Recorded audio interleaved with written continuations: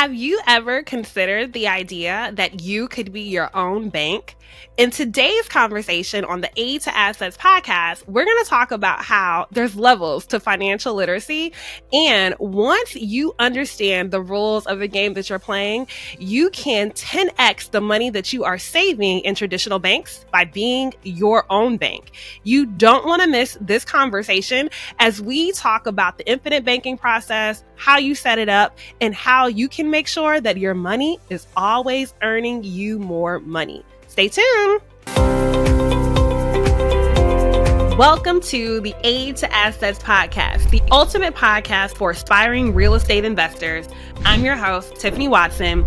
Join me as we discuss real estate investing for 9 to 5. Like, your work ethic should never change based on the result. You cannot put a price tag on your safety. When you can understand the foundation and how we got here, it will give you direction on how it could potentially go. If you want to get some real estate, the best way to get it is to start investing in real estate. And that's what I'm saying. Tax liens and tax deeds is the best way. So we are meant to be in movement and in constant motion, in constant discovery of ourselves. And that's why we get to explore so many different things of ourselves.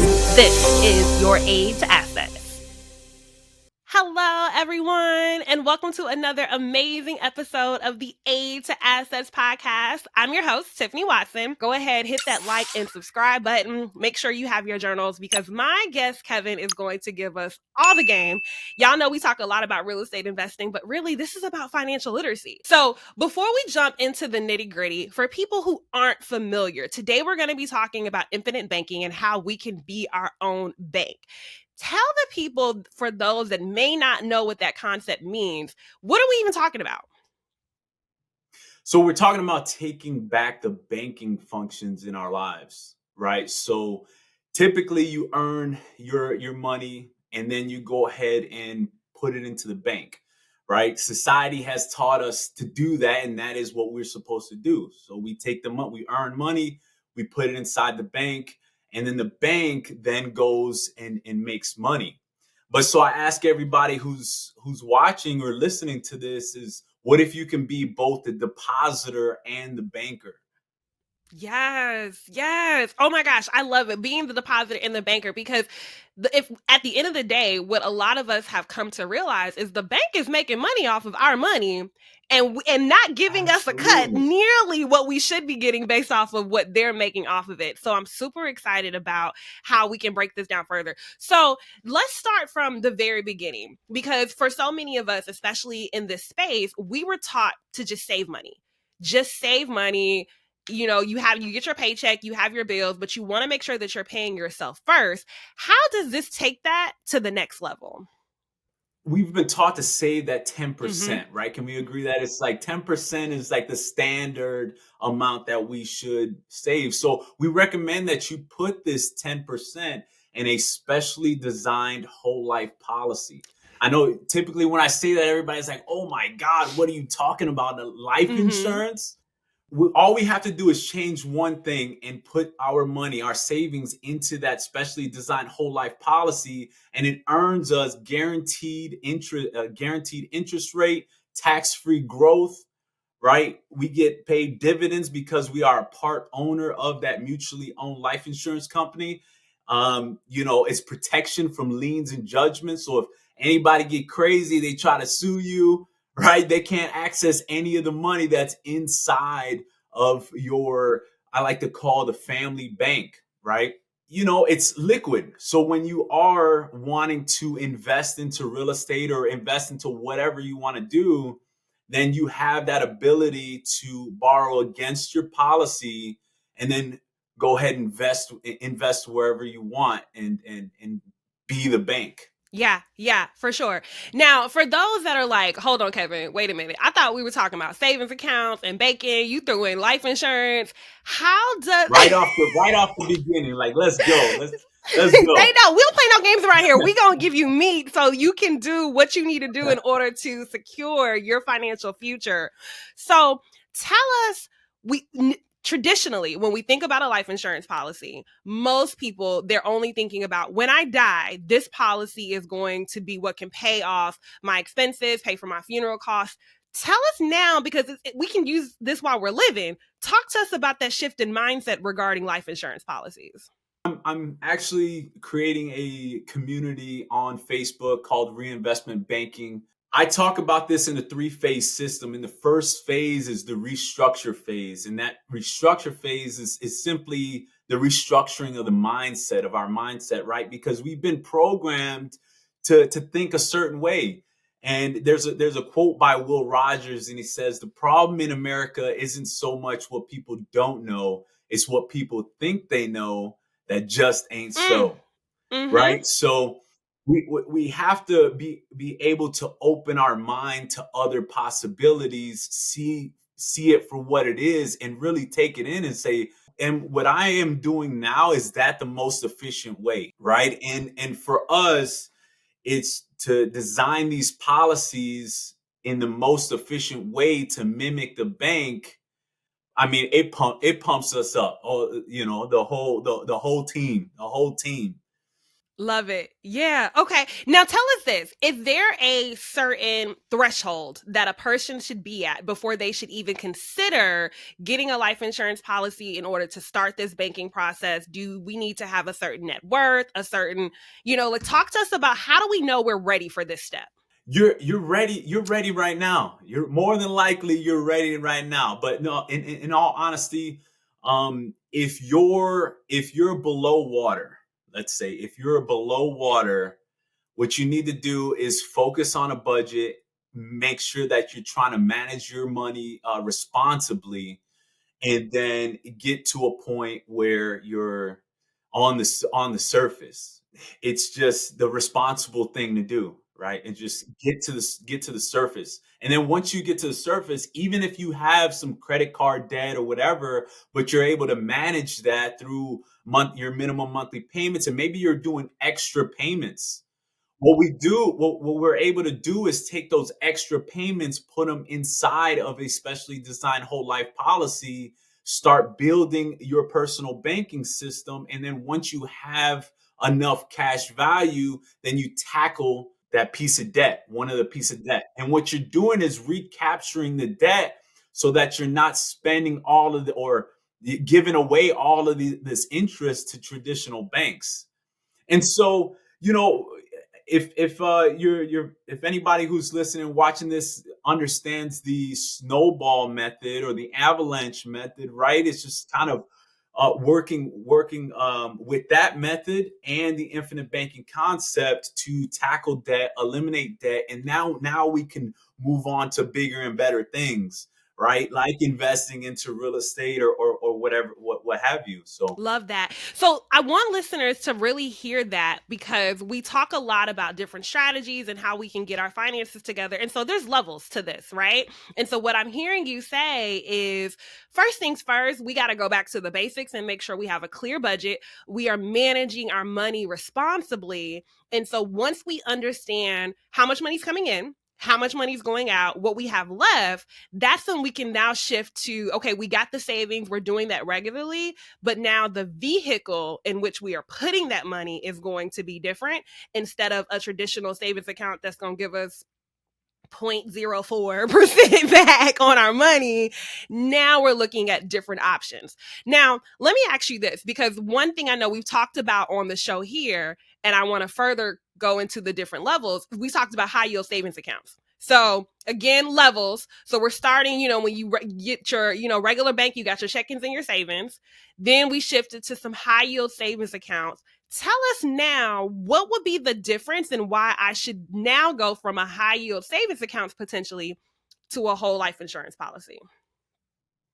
control, right? So the government or the Fed has the ability to lower whatever, lower the rate whenever they feel like it, right? So when that high yield savings account, especially now in the economy now, all the banks are like, hey, come over, come start Yup. borrowing money or put your money over here. So we'll give you a high yield savings account at 5% or 5.5%.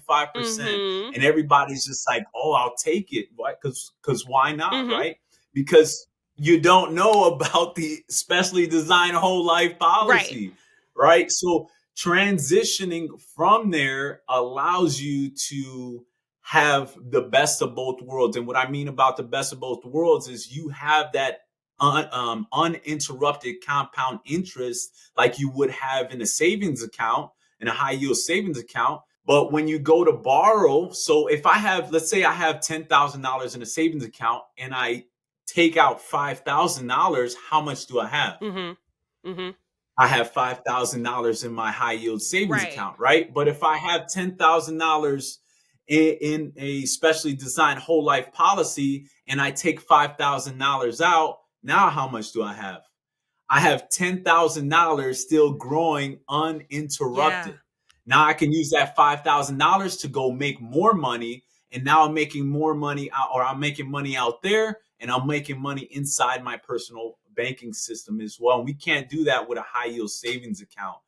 It's just not I possible. love that example. Oh my gosh, because it speaks to the power of compounding interest and why it is so important to have our money continuously invested so that it can make more money. And we know that the longer it's there, the faster and the more that it's going to grow. So I can hear someone in my head now, like, but wait, I don't understand. What do you mean I can take $5,000 and still have the same $10,000? That just doesn't make sense. So can you break that down a little bit further as to how that works? Absolutely. So we're once we set up your personal banking system, and guys, like, you can put in whatever you want. So if you say, hey, I want $10,000 a year to go into my personal banking system, or I want $50,000 to go into my banking system, 100,000, it doesn't matter. It's up to Mm-hmm. you. Right. So once you do that and your cash value grows within inside the policy, depending on how we structure it, is as fast as it's going to grow, because we can put some, we can do a 60-40 split, which is the traditional model. And what I mean by that is if we put $10,000 inside our personal banking system, that means $6,000, 60%, is available right up front, Mm-hmm. right? And 40% or $4,000 goes to the cost of insurance and the death benefit, and eventually leaks over into your cash value. Mm-hmm. Now, investors and individuals that need quick access to funds, like ones that may be in debt and want to recapture debt, Mm-hmm. they like the 90-10 policy.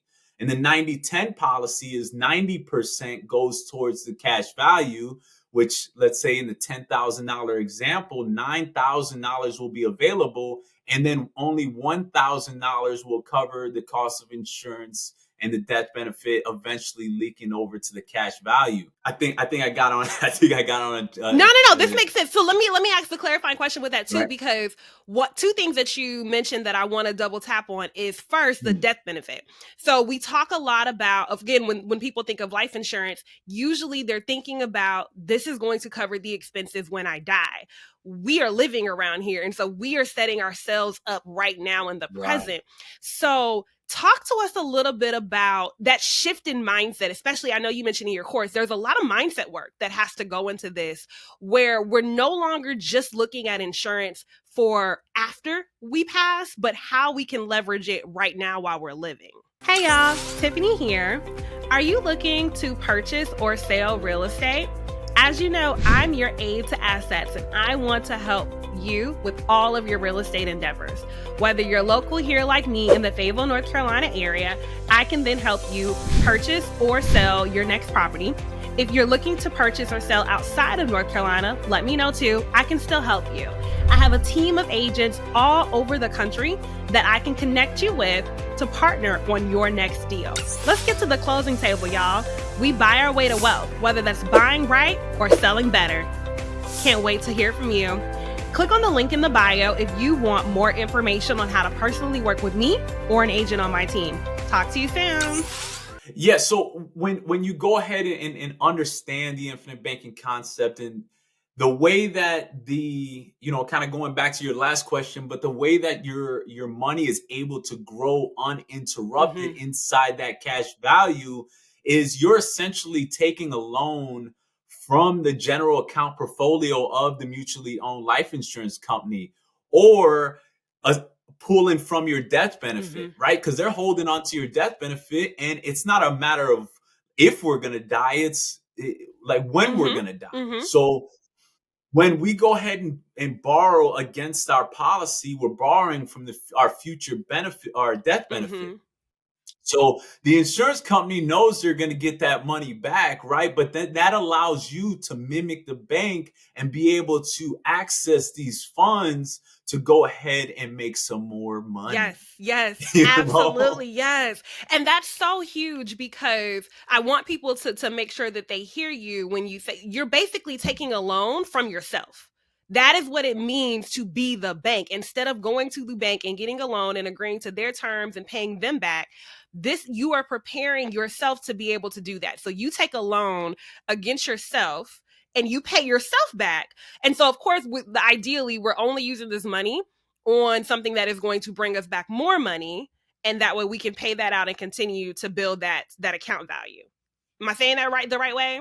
Yeah, so there's multiple ways that you can use it, and ideally, yes, that is the way we want to mimic the bank as much as possible, or just kind of do the same thing you've been doing, right? Do the same thing you've been doing, and let's say you wanted to buy a car, right? A car is typically an example that we usually have, and let's say you want to buy a $25,000 car, and $25,000 car. I don't even know if that's even possible anymore, right?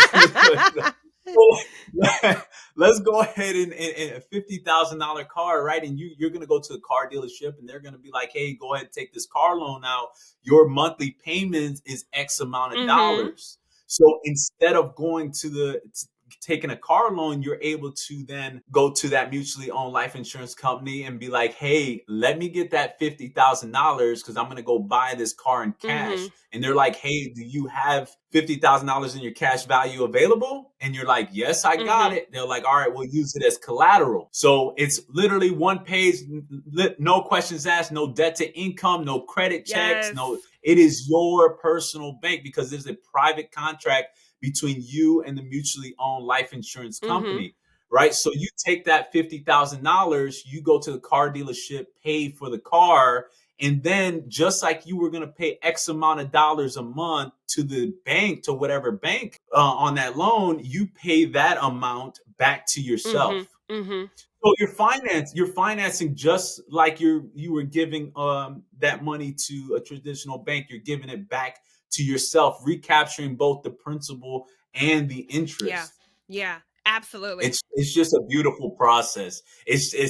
It pumps me up every time I talk about it because I'm like, why don't more people know about this? And this is the reason why I'm trying to reach out to platforms like yours, and because it's just beautiful, and I've went through your videos and seeing the amount of value that's on there, and so many people excited about giving the value on this platform, and I love it. I love it. I'm trying to do the same. So Yes, absolutely, absolutely. And so that's my next question. Like, so bringing it back to the real estate investing, because we hear a lot of people like, well, I don't know where I'm going to get the money, how I'm going to do this. Our life insurance policies are a way to set us up. And so, like Kevin has been saying, we can borrow against that. He just talked about being able to make a phone call and purchase a $50,000 car in cash, and that same $50,000 still making you money because it is in your policy. But as you're paying back the principal and interest, you're getting the best of both worlds. And I want to make sure that people really understand that. So when it comes to real estate investing, can you give us another example of how we can apply this to real estate? yeah, so I mean, if you're going to fix and flip a property, right?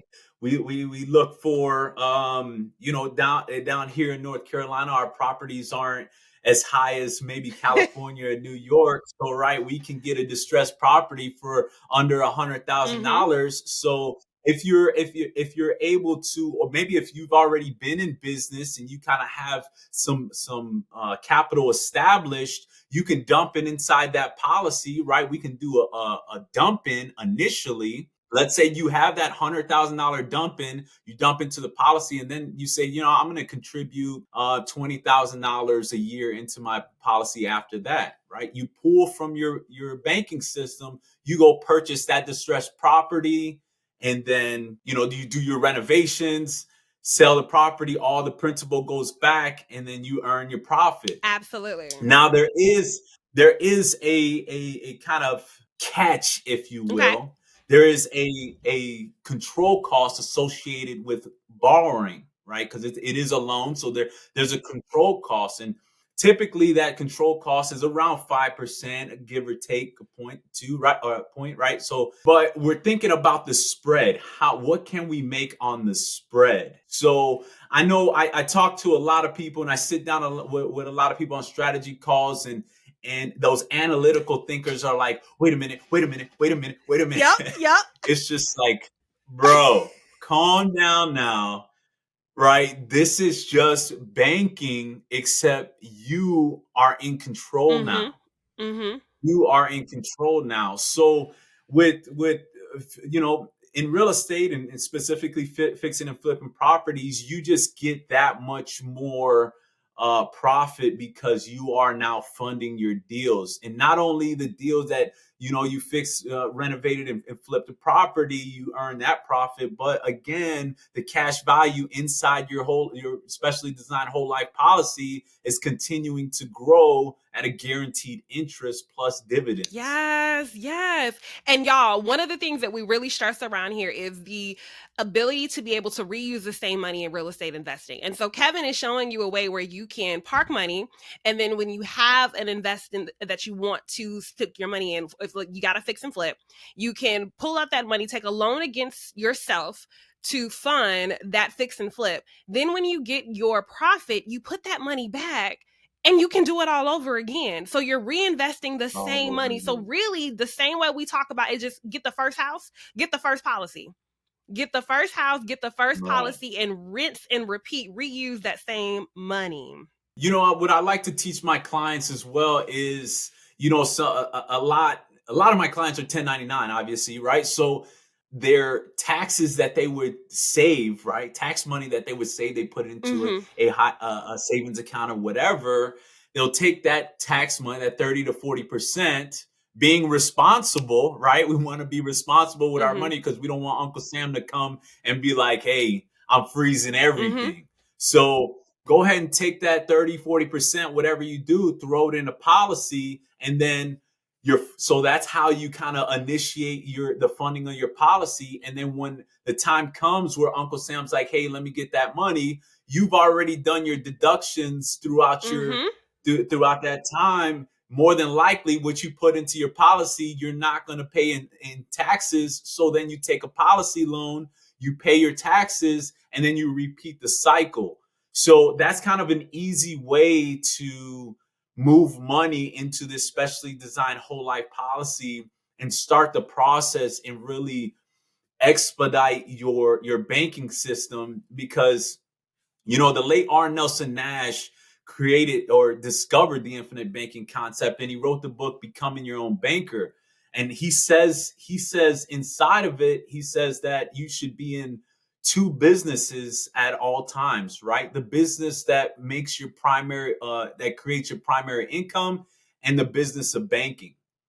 So we default the business of banking to traditional banks because that's what we've been taught. We've been taught to work hard. The harder you work, the more money you earn, which we all know is not true, right? So we have to change that mindset, and we have to figure out what way or where can we warehouse our money that grows our money guaranteed, where there's no market volatility, right? Because in this economic state, we don't know what market is doing what. Yes. So wouldn't it make sense to put it in a warehouse that is guaranteed to grow tax free and is liquid? Yeah. Oh my gosh, I love it. Okay, so you talked about the entrepreneur or the 9-to-5er who has a lump sum of money that they can start to fund their policy. Talk to me about, let's say, pretend it's me and I'm coming to you for a strategy call, and I don't have a lump sum of money, but I have money that I save every month, and I want to get out of the mindset of putting this into my savings account and instead putting this into an insurance policy. How do I know how much policy that I need, how this is going to work, when am I going to be able to access this funds? Walk us through what that conversation looks like. So the majority of the conversation goes with me asking as many questions as I can to kind of get an idea of what your short term and long term Mhm. goals are, right? Because for all of us, it's different. Mhm. It's different. Some of us are single, right? Some of us are married. Some of us are married Mhm. with kids. Some of us, are trying to escape a marriage Mhm. or whatever.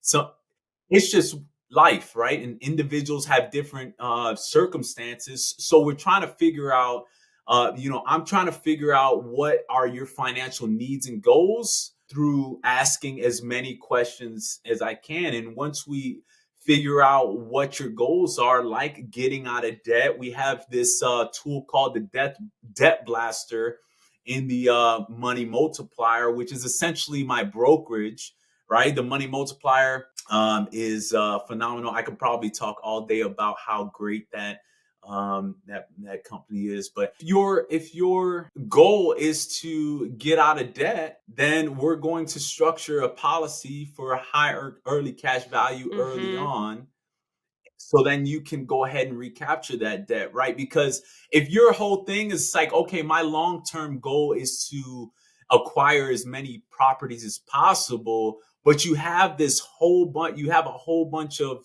consumer debt, then it's just like, let's focus on our Mhm. Mhm. priorities, right? Some of my clients, they're so eager to get in the game, but then kind of have this baggage that we need to address Right. first. And it's just like, okay, or we do some sort of hybrid deal where it's just like, okay, I'm going to address that, and I'm going to go ahead and fund my real estate deals. So I kind of combine them. Right. And then that's when like the 70-30 split, 80-20 split kind of comes in. Again, 70% going to the cash value available, 30% to the base and whatnot. I'm So so glad that you mentioned that, because the questions that need to be asked, because one of the things I really work to emphasize here on the show is real estate investing, financial just literacy in general is so personal. Each of us has our own unique situation, our own unique circumstances. And so while like, platforms like this, and you can find so much information online, and I love YouTube University, and we have to recognize how what's generally given as advice and how we need to then filter that to apply it to our own personal situation, because someone that has thousands of dollars in consumer debt is going to have a very different conversation with you versus someone that just came up and they got a lump sum of money and they're trying to figure out what to do with it. And so it's really important that we have trusted confidants like Kevin, who can break down my specific situation and also what my goals are. Because for some people, it's just like, I just want to figure out where to put this money because I know that I don't need to touch it because it's going to be spent. Other people, they have very targeted goals of what they're trying to accomplish. The path to get there is going to look very different. And so having people like Kevin in your corner is so important to help you understand, what does this path need to look like for me? Hi, my name is Tiffany Watson, and I am your local neighborhood expert.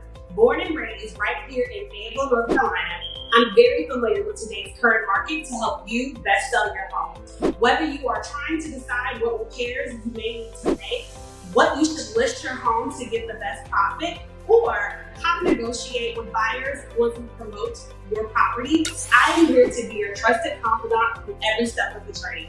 Fill out the information form below, and I'll be happy to give you a call to talk with you about the home selling process. I can't wait to serve you.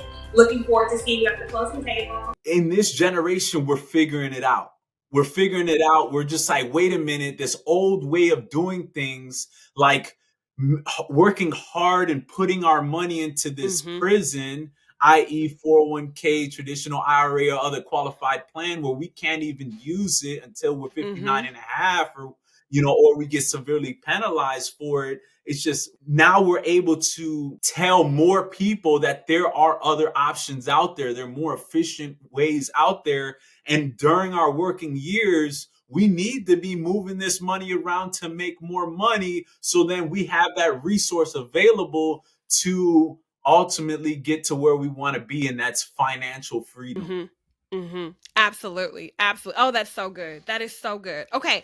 Now, you've worked with a bunch of clients. So I'm curious if you can tell us, are there one or two maybe mindsets that people really have to break through in order to make the shift into understanding how infinite banking can be advantageous to them? What are those thought process that you're working through with your clients that come up most often? The number one mindset shift has to be, or limitation, I should say, is following the status quo. Yeah. Mm-hmm. Right, following the status quo. So I was in the military for 13 years, and if Mm-hmm. anybody Mm-hmm. was in the military, actually, if anybody just switches to different companies, right, switches, let's say you worked at a warehouse, and then you went to another warehouse, and you seen somebody, and you're like, wait, why are you doing it that way? It's more efficient if you did it this way. And so you go ask them, and they say, well, it's because we've always done it this way. Yep. And so they can't break that. They can't break it because of they're just so accustomed to following the status quo. Mm-hmm. And then that's when you get those analogies like the sheep and the lions and stuff, like sheep and the wolves and stuff like that, right? So don't be a sheep, don't be a sheep. We want to be individual Mm-hmm. thinkers, learn with an open mind, really see what we're learning, and then go ahead and take action. Yeah, yeah. That's huge. And it's one of the things that I hear often in a lot of the circles that I've been in is oftentimes it's the ignorance tax, right? It's we are going to be paying a tax on the information that we do not know. And ignorance is not always a lack of intellect, but just a lack of the right information. And so if we don't know a better way, if we don't even know that's possible, there's no way that we can execute on it. And so by being in the different rooms and listening to podcasts like this and exposing ourselves to more information, we learn that there are better ways to do anything. And it's not that there was anything that it's bad that we didn't know. It's just now that we know better, we can do better. Because again, there's levels. And so we needed to get to what we had to be at one level in order to get exposed to the next level. And now that we're learning opportune ways to maximize our money, it's up to us to take advantage of that. And Tiffany, you hit it. You hit it on the head. It's just like it comes down to fear, right? It's fear, and it's justified, right? When we're learning something new, when we're learning a new concept, typically, I have to explain this to people multiple times, and and that's why sitting down to have a strategy call with either me or one of my partners, is free. Mm-hmm. It's free. It's free knowledge, Mm-hmm. right? So it's not like we're not gonna pull you through a whole Zoom session and be like, give me your money, Right. right? Yep. It's just like, hey, I have this information. I want to give it to you, and we can flourish from this, right? We can flourish from this. So I battling that the status quo and the fear not of what would happen if I follow through, Yeah. but you can look at all the testimonies, right? There's so many people that have done Right. this and been successful, like Walt Disney, right? Walt Disney was created, or Disneyland was created from Walt Disney, and he utilized his whole life policy to start Disneyland, right? Ray Kroc, he partnered with the McDonald's brothers in 1961. He bought them out. He ended up kind of experiencing some rough times. So he had two whole life policies that he used the cash value to pay his employees to keep McDonald's afloat. And he used some of those funds to make what we know as the coolest clown on the block in the 90s, right? Ronald McDonald. Right. Right. So and then our sitting president, 46th president of the United States, Joe Biden, he has 6 whole life policies. And I joke with people and I say he might not remember that he has 6 whole life policies, but he does.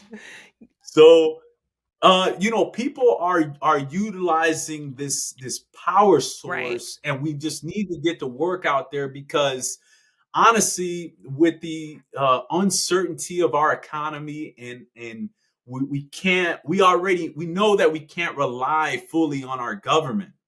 I'm not saying eliminate government. I'm just saying get off my back for most of the time, right? I'm just saying that I want to be in control, right? I want to be in control. And how we control it, how we control our lives, or a big way to control our lives is to control the resource that allows us to maneuver however we want Right. to. Right. That's so true. That's so true. It's and this may be very naive of me, but I recently went to go look. I don't know why, but I went to go look at what social security benefits, like how much on average they pay out to folks, because we hear a lot, and especially like my family was military, and so I know you mentioned that you also serve, so one, thank you for your service.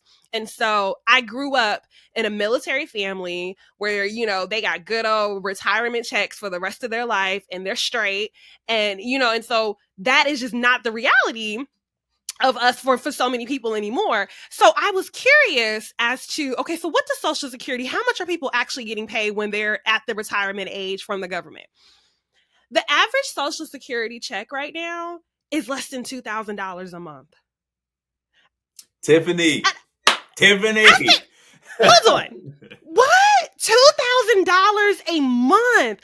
And so for so many of us, if we are not proactively in our best money-making years, taking the time to think about our future and how we're going to take care of ourselves. I don't know about y'all, but $2,000 a month, that's it. And I don't even know how taxes work with that. I have no idea. But like, this is just where I don't know why I was just so convicted in my spirit to go research that. And wait a minute. So they've been telling us to work all these years until we can get these government benefits. And these benefits are $2,000 a month? And that's what I'm supposed to live off of? That's just mind-blowing to me. And it was crazy. It's mind-blowing, Tiffany. Honestly, like, I just had a presentation, a talk yesterday talking about the Social Security Administration. 95% of Americans will be struggling at old age. And so it's just like, let me back it up and just tell you, 5 out of 100 people will be financially secure at retirement age. 5 out of 100 people. And what makes me so, like, my blood boils when I hear that statistic is, like, we live in America, right? We live in one of the most wealthiest countries in the world. We live in the most powerful nation in the world, and 95% of the population is struggling at retirement. We're doing something wrong. Yes. Right? We're doing something wrong. And all we can do is take back the banking functions in our lives to allow us to maneuver the way we want to maneuver, instead of allowing someone else to go ahead and dictate where we're going to have our money, when we can pull it out, when we, so yeah, it's mind blowing that whole, not being financially secure at retirement age. 95% of Americans. It's wild. It is. And that's one of the big things as I have shifted in my financial literacy and really wanting to take advantage of opportunities like this, because I'm really bothered because again, levels, we talk about levels, right? So when I first started working at full time, I learned about 401ks, and I had been investing in a 401k. And then especially when I got to companies that offered really good matches, wanting to take advantage of that free money. And then I realized, but I can't touch this money without being penalized. To touch my money, I can't touch this until I'm 59 and a half, or they're going to take more money from me, even though this is my money that I put away. That's crazy. And so when I coupled that with the fact that I can't touch this until, might as well say 60. And then who knows if they don't push it back even further, because that's another problem with it, is somebody else is controlling the rules of my money.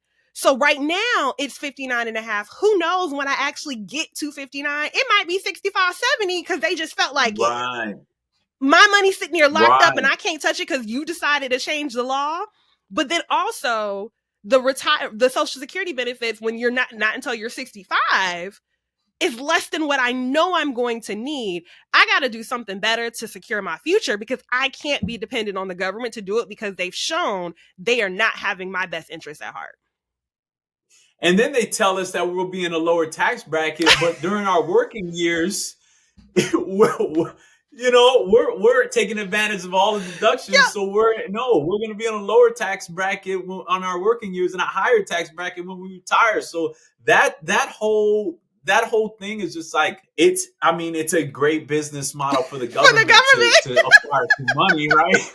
Like, and that's the reason why I'm just like, hey guys, there's an opportunity to be the bank. Yes. Go ahead and be the bank so that we can earn 400 to 1,300% just like the banks do, right? So it's all about control and it's all about efficiency, Tiffany. And I think more people, as long as they dive into the information, as long as they have an open mind with this concept, they will understand how powerful it is and how it can change your life.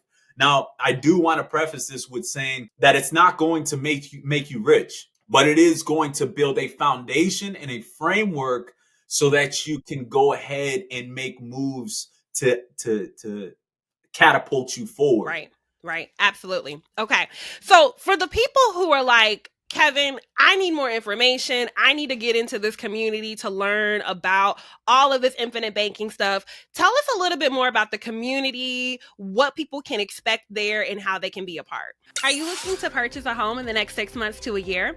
Before you get too deep into your home search, first thing you should do is get pre-approved by a lender. Hi, my name is Tiffany, and I am a local area expert here in Fayetteville, North Carolina. I would love to help you find your new home. First things first, I can connect you with preferred lenders that can tell you how much home you can afford and what programs you qualify for, so less money is coming out of your pocket. Even if you're not in the North Carolina area, I can still connect you to a lender that can help you and then connect you to a realtor that will get you into your new home. Hit the link in my bio, or you can send me a message today so we can set up a time to talk about your home goals. Can't wait to see you at the closing table. Bye! So there's multiple communities. I just kind of want to throw it out there, right? So I have reinvestment banking community that I'm starting here. And I have my free mini course. Once you join a community, it's a 7-module mini course that'll take you through the basics of infinite banking. And then we'll go ahead, and after you watch the 7-module mini course, then we'll go ahead and set up a strategy call. You'll have a better understanding and the ability to ask better questions once we're on that strategy call, and then we'll set you up good. We'll set you up great, right? So, but inside that community, we'll have also the ability to have conversations, right, and share different perspectives and share wins and losses, right? And not really losses, because there is no losses in the infinite banking concept world, right? So, but we'll be able to have this community to all elevate. It takes it back to that quote that I mentioned earlier. It's like, if you want to move fast, move by yourself. If you want to go far, go with someone else, right? Go with a community. And so I like to use that analogy of our personal banking system being the family bank, and then the mutually owned life insurance company being the community bank, because we are a part owner in that mutually owned life insurance company. So that is our community. So we're working with the insurance company to all grow. But reinvestment banking community is going to start growing here soon. And also, I want to highlight the infinite banking community. You just at Facebook Infinite Banking, and that's owned by or shared with, is the community of the Money Multiplier, which is essentially my brokerage, right? So, and the Money Multiplier, the founder is Brent Kessler. His daughter is Hannah Kessler, and Hannah, I think she has a podcast as well. Chris Nagel, if anybody's familiar with Chris Nagel, if you just go YouTube the infinite banking concept and you'll see Chris Nagel. Well, Chris Nagel is a part owner of the Money Multiplier, so I fall under him. Just look out for the Money Multiplier, look out for reinvestment banking community, and then continue your journey. Like so many have started, especially within the last 5 years. It's been booming. Absolutely. And y'all, the links to those groups will be in the description, so you can definitely tap in. It's super important to not only have people like Kevin who are helping you to create your strategy and the game plan for how you're going to achieve your financial goals, and also get around people that are working to do this too. And so you heard Kevin talk about like the wins and people are going to share strategies. People are figuring out how to make this a reality. And so you want to be around people that are doing that as well, so you can glean from them and make it a reality for yourself too. So Kevin, before we get out of here, the last thing that we like to ask, we set intentions here on the Aid to Assets show. We want to be very clear on where we're going. So whether that's 1 year, 3 years from now, your choice, what's going to be true for you and your business? So what's going to be true for me and my business is kind of integrating the infinite banking concept with real estate into the reinvestment banking community, where all of us are working towards being financially self-reliant and performing real estate deals throughout to go ahead and build our wealth and build our legacy. So in about 3 years, then I definitely see the community working within to have exclusive deals, banking with each other, flipping houses with each other, getting some sub 2 deals because they're coming out here, right? Absolutely, yes.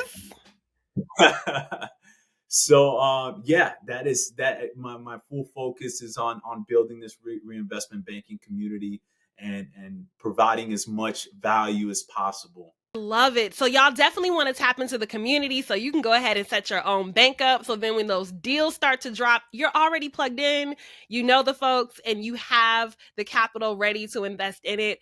Kevin, thank you so much for all of the information and jewels that you have dropped. Where can the people find you if they want to reach out and talk to you personally and learn more or get one of those strategy calls?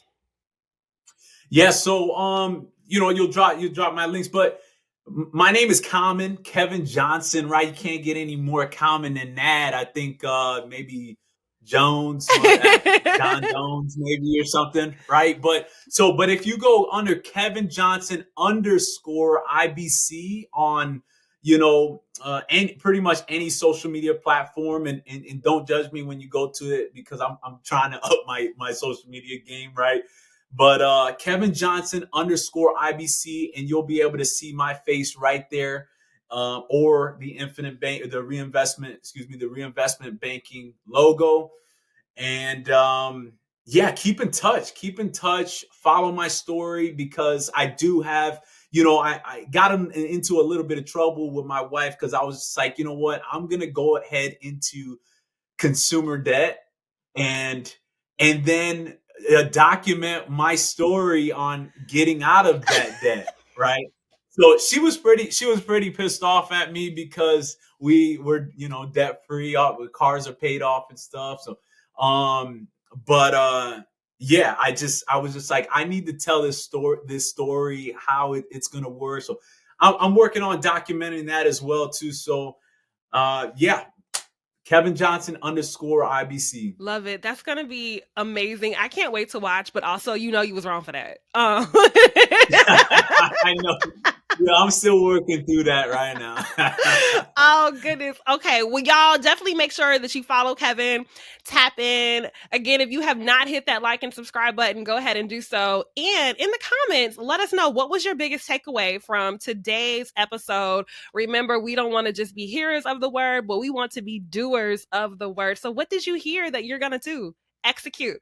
And so this has been another amazing episode of the Aid to Assets podcast. Can't wait to see you at the closing table. Bye.